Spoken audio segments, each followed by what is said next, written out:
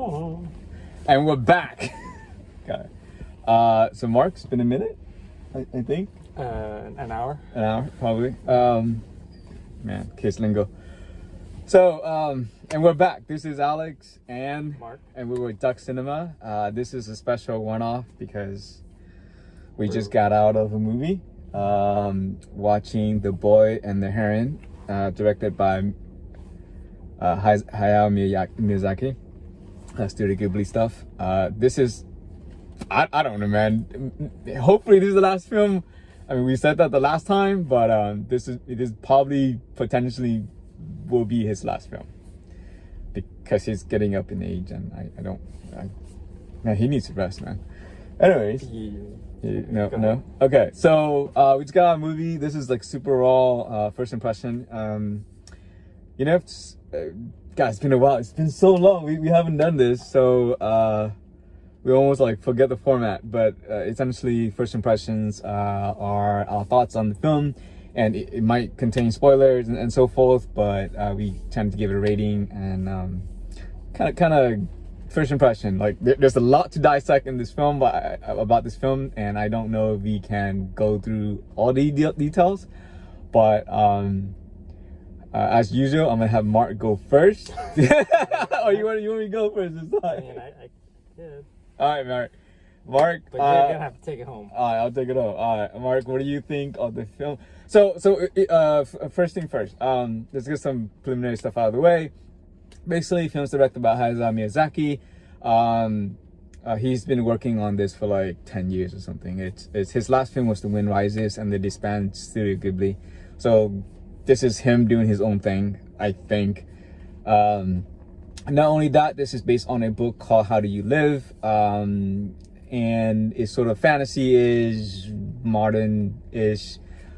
We watch it in dubbing. So not the original Japanese voice actor, but dubbing. And my God, it is a stellar cast. I can't even say voice actor because they're not. I guess they're just like actor. William Dafoe is in it. Drax. With Drax? Oh yeah, David Bautista is on it. In it. Patterson was in it. So there was just so many. It was just and his last film. So like a lot of people want to be in this film. It stars a. It's about a boy. His name is Mahito. He goes on a adventure. Adventure's the wrong word. He goes into a different world to retrieve is probably the right word. His stepmom, I guess, in this movie. And there's just a lot of fantasy spirited stuff in this film. Yeah, I'll stop there. So that's some preliminary stuff out of the way. So Mark, thoughts of the film?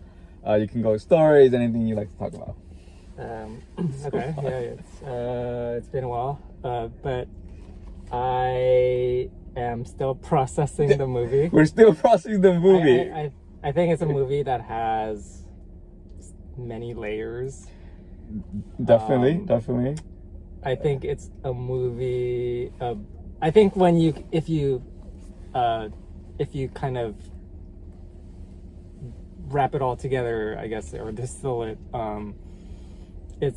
you can see it as a boy trying to cope with the loss of his mother who died in, I guess, a fire in a hospital. Yep. And he felt the trauma of wanting to save her. And then moving on to this new environment, house, I guess. Yeah. If you remove all the magic, I guess. Yeah. Maybe it's him like dreaming of going into this fantasy world to kind of get the closure.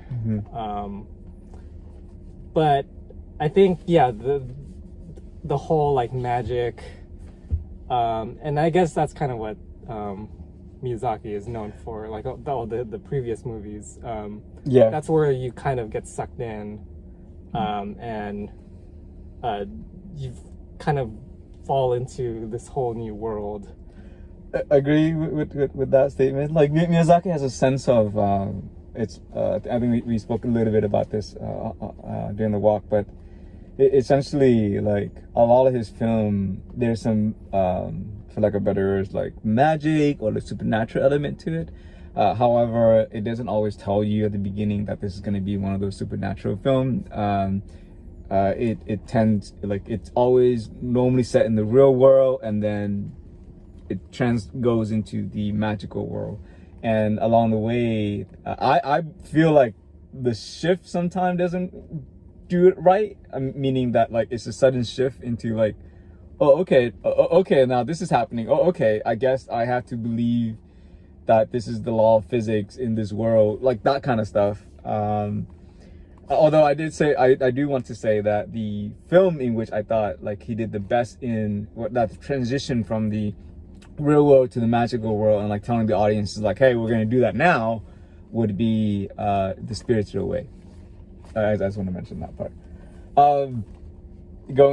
Okay, Mark, thoughts about like animations, man? Studio Ghibli? I mean, it's a beautiful film. The animation was very lifelike. Oh. There were some scenes, especially where you have like so many different birds. right. It was a very bird focused film. It was very weird. Or like when all the animals just kind of like crowd around the boy. Yeah. Kind of like surreal, and you kind of feel like you're part of it in some ways. Yeah, like he's getting tremble, and you're like, oh, I'm hurting a little bit. And I mean, I like the way in these films they kind of like set up these lifelike scenes where it's kind of just mesmerizing, even though like nothing's really happening, but it's kind of like setting up kind of the setting. I agree with that. Like so it's not like Pixar photorealism, it's like hand-drawn animation photorealism. And so like in the old days, right, if you ever watched like Snow White and the Seven Dwarfs, right, it's sort of like that, but then you kind of can tell when they use like a pre-render background, right, and then they put the character on top of it and the character's moving. So like in this film, it's sort of, I did notice that like the background is like just a photo, but then the character is moving. So like you can tell the edges, for me at least, I can tell like, oh, okay, so in that scene, that character or that model, that piece of, I don't know, like a plate or something like that, is going to move because it's drawn differently than the background. So that, like, to me, I saw a little bit of that in there, which is cool. I mean, the most studio does that, you know, especially the early Disney one that did that. But it's gorgeous animation. It's like, wow, man. I mean, if anything, watch it for the animation, man. It's really good. Yeah. Music or anything like that, man? I don't really remember the music so much. Okay. So I do. Yeah. Okay. So I do want to say a little bit of music. So, I was paying attention to music. Some part was like really, like if you listen to it again, it's pretty good. There's a part where it's like, maybe it's the theme or something where it's like, oh man, I can't even say it, but like it brings you in. It's I can't even. I mean, I guess all movie does that, but like it's really good to like get you excited to certain part of the film, I guess. But I do want to say there was a part in which they used silence really well. There was a part in which the Mahito was walking in this hall before he met his great uncle, right? And I was like, wait, there's like no music. It's just silence, and then he's just walking, and then you don't even hear it sometime. So like that part, they use silence really well to convey feelings. Yeah, I mean, I've seen him do a bunch of that before, which I thought was really good. Voice acting, I mean, it was believable. I hadn't really seen anything of it. Yeah. You know, so that means I did a good job. I couldn't even tell like the real actors behind it. Right. Like at the whole time, I was trying to figure out who. I knew there was coming in. I knew there was a lot of like famous voice actors because like I just read a small review of that. but I can pinpoint anyone that was like, oh, this is William Defoe, this is like Robert Pattinson or something. That I had no idea, and to see after the credit, it was just like, oh, okay, cool. I thought the ending was cool. Slightly abrupt at the very end, I guess. But then I gotta say, that's Miyazaki style though, right? Like if you watch his film, it's like he ends it, bam. There's small closure, bam. That was it, done. You know, there's no lingering or anything like that. So which I thought was, he got to go back to Tokyo. that was it. No, yeah. There was a piece. I just want to mention this part. There was a meta piece in there. By that I mean like, so in Japanese, the movie is called How Do You Live? I don't know how to translate it in Japanese, but yeah, that's American. But then in the movie itself, there's a book called How Do You Live? So there's a weird meta piece in there that I kind of noticed. So that was kind of cool. Mm-hmm. Story, message, anything like that? I guess kind of another meta thing. Do you think the grand uncle was Miyazaki himself? Like kind of symbolic of him? Yeah, it feels like it, right? Like, I mean, I don't want to give the room away, but like this is sort of the ending of a career, and that world that he in the movie that was created was destroyed, right? So in a way, this might be Miyazaki's last film, man. So right? Which I thought was it's fitting. I mean, it's I read a story about this. Like some articles about this film, and one that stood out was like there was zero marketing for this film, like, and it became like the #1 movie in Japan for that opening or something like that, or a month or something. And wow, I mean that's amazing. And I guess in America there is technically no marketing for this film either. I've not seen any commercials, just some reviews about like, hey, this movie's coming out. G Kids is sponsoring, not sponsoring, but like distributing it, which is great, by the way. So kudos to them. Is it going to win like Oscars and everything? I don't know, man. I hope so. I think this can be a potential Oscar worthy nomination. I didn't think like this year's Pixar or Disney did really well. Maybe the one movie that I potentially think can win would be Spider-Man Across the Spider-Verse. That can potentially win it all, but this probably will be in the running. And if it wins, that's great. You know, it's a hey, this is the last movie for Miyazaki kind of thing. You know, before you die, kind of. Damn, I can't say dying, but you know, before he pass away. But if they win, we should celebrate that for him. Storyline. Oh yeah, so storyline, I like, this is the part where like I'm like kind of trying to figure out what to say. So Mark mentioned the part on like there's a deeper story behind it. Honestly, I wasn't even thinking about that part until like he mentioned it just earlier. I was thinking about like the plot for what it was, and again, it has all, I mentioned this before during the walk, but it has all the hallmark for like a Miyazaki film, right? Kid growing up kind of thing, magic happening around him, childhood stuff, beautiful animation. So Miyazaki is really not known to like write, I mean,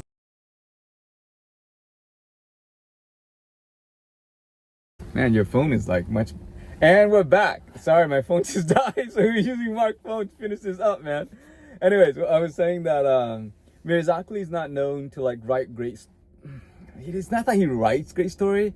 His style has always been about like, let me convey the emotions that I want to convey. You know, like there's like 2 great books that you should read. Starting Point and Turning Point, which is like it talks about like Miyazaki beginning and all of Miyazaki film, but anyways, like in that book, which I read a little bit of it, you know, it talks about how Miyazaki is about the outline of the movies there, right? And And when he makes a movie, he just have an outline, a general outline, and the story sort of develop along the way, like during the creative process, right? During the creation of the movie, and then he ends it as he ends it. Sometimes it's like there's no closure. Sometimes there's like, oh, okay, there's closure. He learned something. The character learned something. But his best thing is truly about conveying the emotions that the characters are experiencing at that time, which I thought was great, man. You know, some movies are like that. Most movies nowadays, there's always a, you know, script. Anyways, overall mark, this is the part where we give a score if you want to. We can always do something different. What was our scale again? Our scale is always 1 to 10. Okay. 10 being like the best. Oh yeah, and we had like, our average has always been like a 7 or 8. okay. Yeah. If you really hate a movie, it would be like a 5. We never give less than like a 5. I think our worst score is probably like a 5, 5.5. Killing Softly is like one of those movies. It killed me softly. But then again, I remember that I was slightly drunk. Christian Bell. Anyways, and Casey Affleck. I vaguely remember that now. Yeah, I think I was slightly drunk and might have fallen asleep or something. Yeah, it was very bad. Yeah. Anyways, well acted. I heard. I mean, you know, just. Oh, that was the boxing one, I think. Or no, it wasn't boxing. It was never it was him, like mob thing, and then him having to protect his brother. Something. Okay. It's in the midtown, like Kansas. I don't know. Okay. Detroit, I think. So my score? Yeah, you scored for The Boy and the Heron, which, by the way, I guess they changed the name for the American release.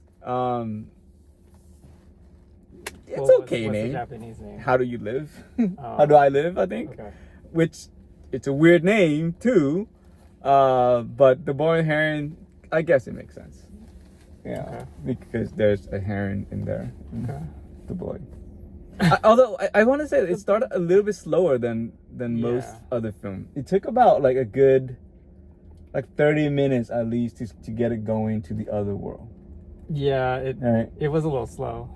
It was like The Wind Rises was really slow. Oh my god, yeah. Like so like yeah, he's damn it, dude. Like some movie just get it going, and other movie is like freaking slow burn. Yeah. It kills me sometimes. Okay. I mean, Spirited Away. You're in the car. You're about to enter the magic world. Let's get it going. You know? Yeah. Yeah. So somehow I always compare it to that film. It's probably my favorite Miyazaki film. I think so. I mean, there's other one that Ocean Waves. the slap.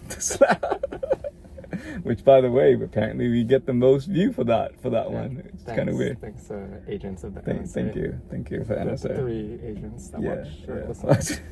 Anyways, Mark. Rating of the film. I don't know. I feel like you need more time. Well, okay. I feel like there's a lot of layers, like I said earlier, and I feel like maybe if I watched it, I would rate it higher. Mm-hmm. But I think my initial rating right now would probably be like, I don't know. I'm going to give it an 8. Okay. Just to be slightly generous. Yeah. No, But I did think, like you said, it was kind of slow. And I feel like I got lost in the magic world.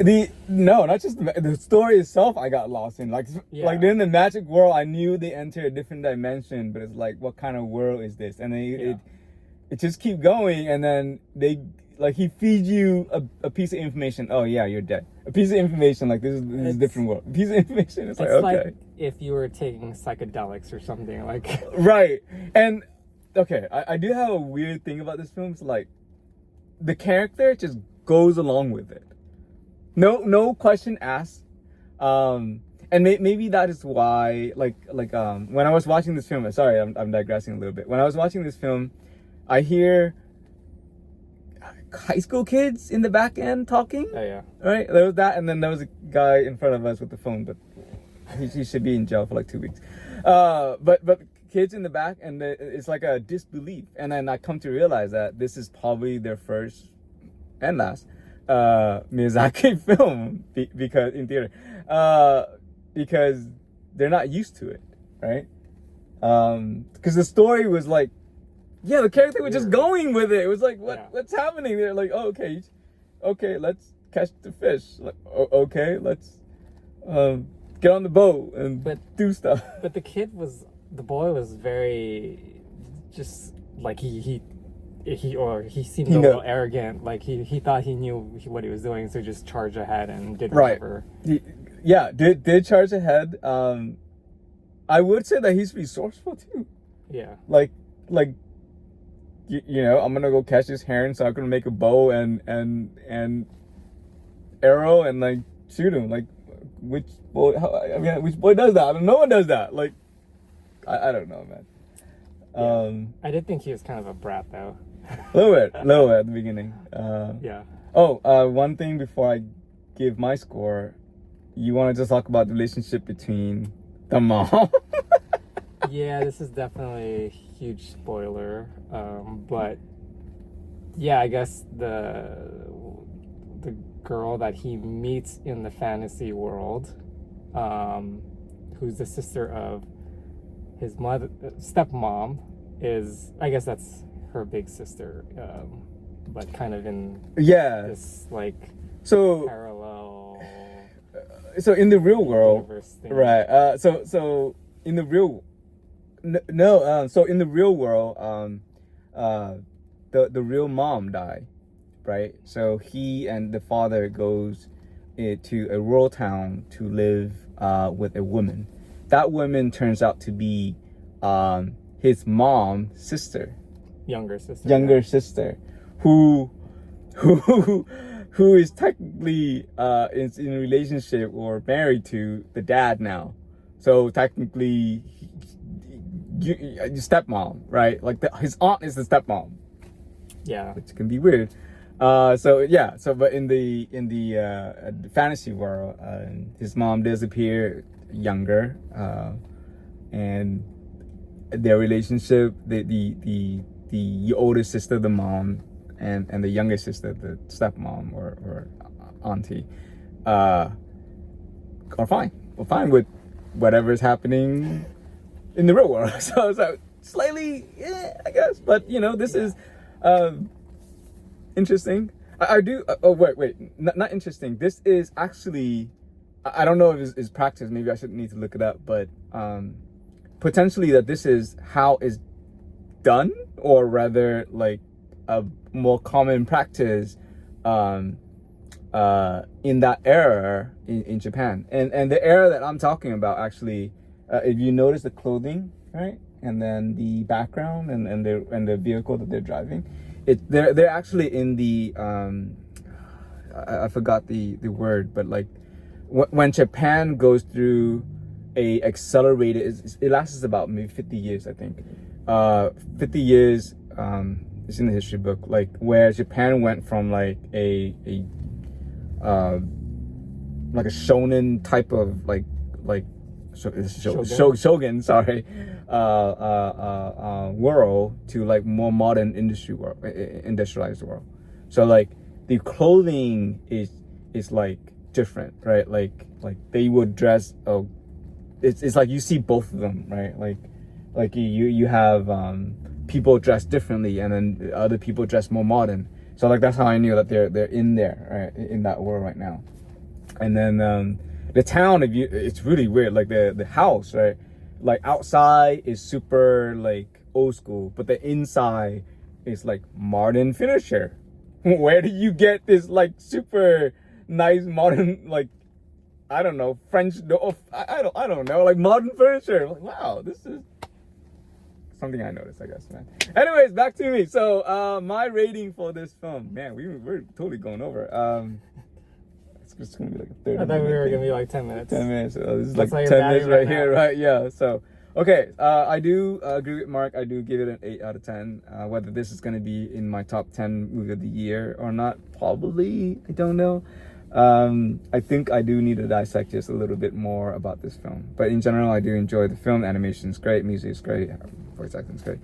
But the story, I think the reason why I gave it so low is because the story doesn't hit me the right way, I guess.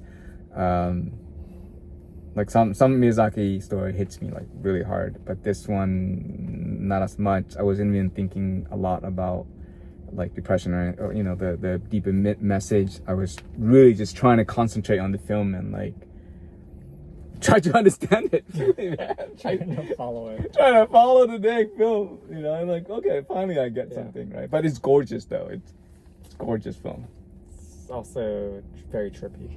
Yeah, maybe like if you get high and then you know watch this film. It's like you're going from one dream and then you go into another dream. Yeah, it's like oh shit, it's Inception.